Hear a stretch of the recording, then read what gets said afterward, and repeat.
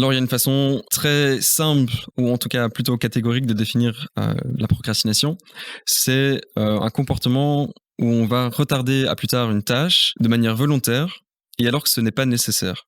Donc, c'est-à-dire qu'on va procrastiner, on dit que c'est de la procrastination quand on n'agit pas, alors que rien ne nous empêche d'agir, sauf nous-mêmes, et alors que le fait de ne pas agir a des conséquences négatives. Donc là, c'est vraiment de la procrastination.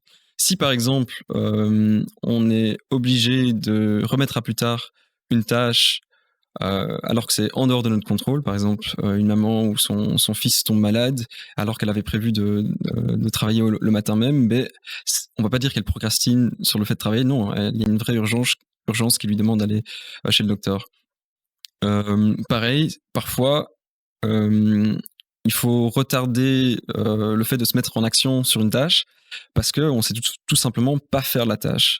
Et là, il s'agit de, du coup, apprendre, peut-être demander de l'aide à gauche, à droite avant de s'y mettre. Et là, à nouveau, c'est utile de retarder la tâche. Et par rapport à l'incertitude, quand on va s'inquiéter par rapport au futur et qu'il y a des incertitudes, ben, on est tous différents par rapport à quel niveau d'incertitude on peut tolérer. Moins on va être tolérant à l'incertitude, plus on va avoir des inquiétudes. Et en fait, pourquoi est-ce qu'on s'inquiète? C'est parce qu'on veut regagner le contrôle. On déteste ce sentiment d'inconfort de ne pas savoir ce qui va se passer.